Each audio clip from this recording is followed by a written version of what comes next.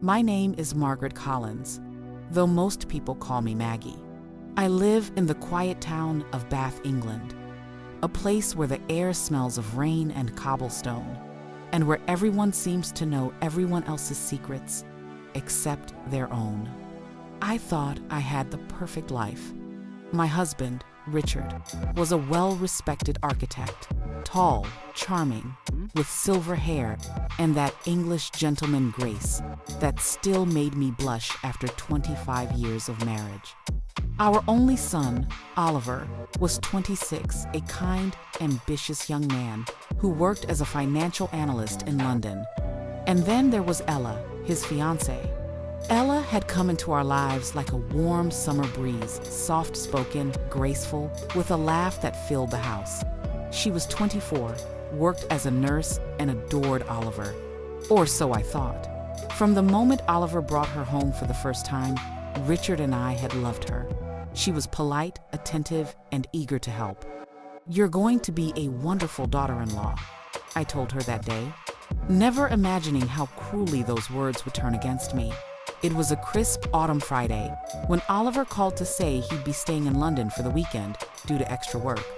"Ella will still come, Mom," he said cheerfully. "She wants to help you plan the engagement party." "Of course," I replied, smiling into the phone. "She's family now." When Ella arrived that evening, she hugged me tightly. "You're the only mother I've ever had, Maggie," she said, her voice trembling slightly. I felt a lump in my throat. Her parents had died in an accident when she was 16. Maybe that's why I always felt protective of her. Richard, as usual, poured her a glass of wine. "Welcome home, Ella," he said warmly. Looking back now, I can't tell if that moment was innocent or the beginning of something unforgivable. That weekend passed in a blur of laughter, food, and endless wedding talk, but I started noticing things. Ella would laugh too loudly at Richard's jokes. Her hand would linger on his arm a second too long. Once, when she went to fetch something from the kitchen, Richard followed her, and they were gone longer than expected. When I entered, both jumped as if caught doing something wrong. I ignored it, telling myself I was imagining things. After all, this was my husband and my son's fiance. What could possibly happen? But small cracks began appearing. Richard suddenly started dressing differently, new shirts, cologne he hadn't worn in years. Ella, too, began spending more weekends at our house, sometimes even when Oliver couldn't make it. When I asked her, she'd say, "Oh, I just miss being here, Maggie." "You and Richard make me feel at home." And I wanted to believe her.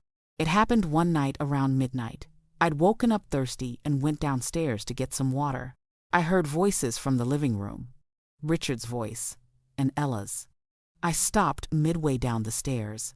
"I can't keep doing this," Richard whispered harshly.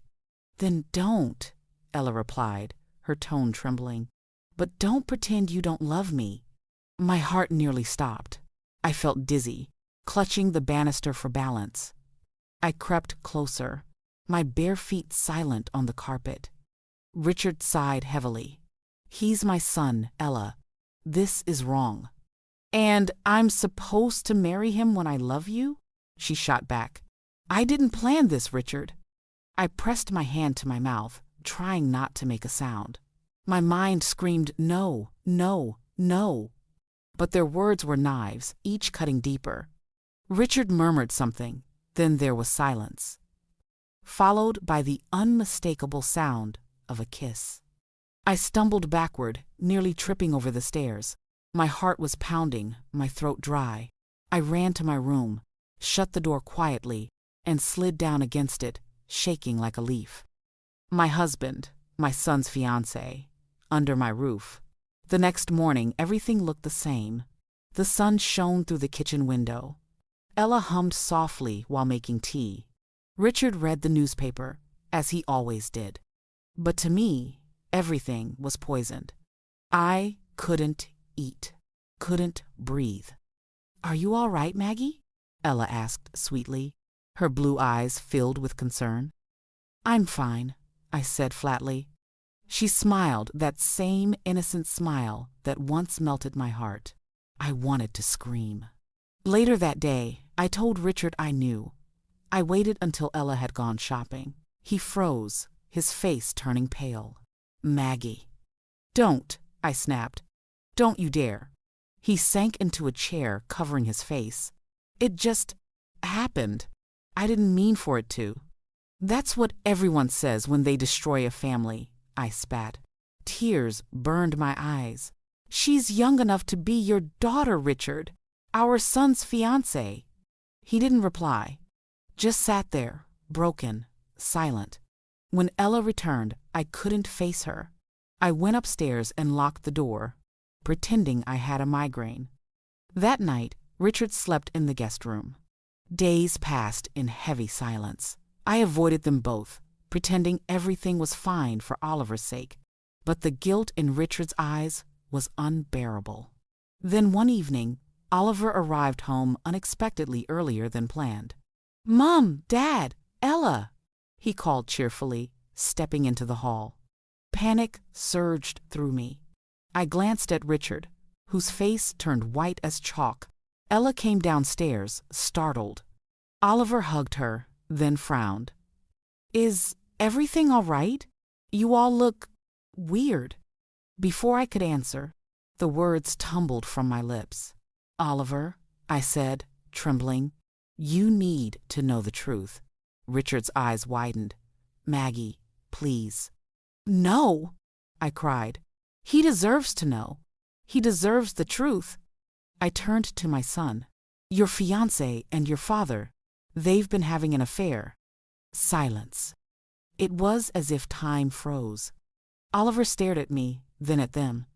That's not funny, Mum." Richard lowered his head.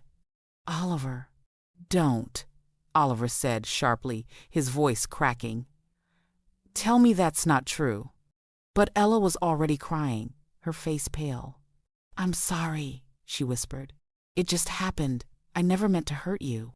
Oliver's expression twisted with disbelief, then rage. He stumbled backward, shaking his head. "You both of you, you're disgusting!" He stormed out, slamming the door so hard the house shook. Chapter 7. Aftermath. Oliver didn't come home for weeks. Richard tried calling him. Ella tried texting. He blocked them both. I didn't speak to Richard except when absolutely necessary. The silence between us was like a graveyard cold, endless, filled with ghosts. Ella left the next morning, her suitcase dragging across the gravel driveway. She didn't even say goodbye. I watched her car disappear, feeling no satisfaction, only a deep, aching emptiness. Days turned into weeks. Richard moved into a rented flat nearby. I told him not to come back.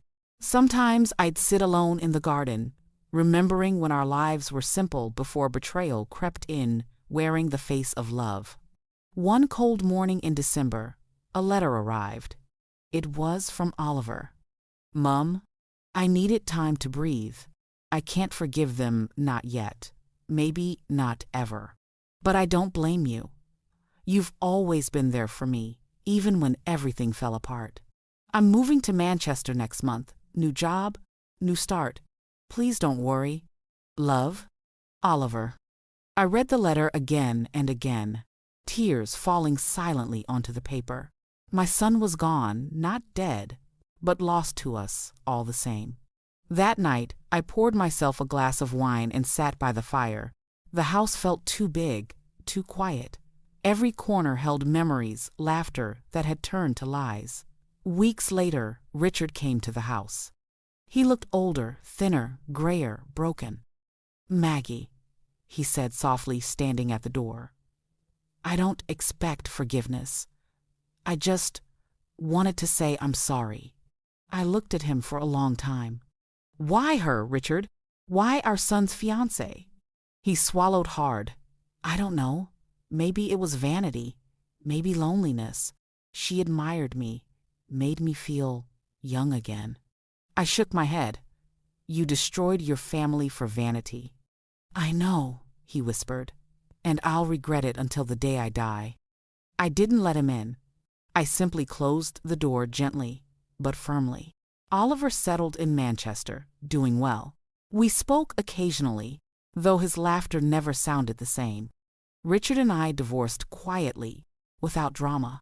The neighbors whispered, of course they always do in small English towns, but I stopped caring.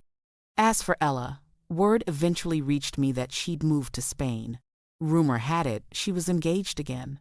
I didn't wish her harm, just distance. Sometimes I still sit by the window at dusk, watching the streetlights glow through the mist, and I wonder how could love turn into such ruin. But life goes on. It must. I started volunteering at the local hospice, helping those who have no one. In their eyes, I found something I'd lost purpose. And maybe, just maybe, a bit of peace. As I walked away, I felt lighter than I had in years. Betrayal had broken me once, but it also taught me something precious, that survival isn't about forgetting what happened.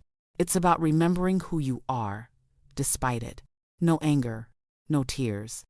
Just silence, the quiet kind that comes when everything that could be said has been said.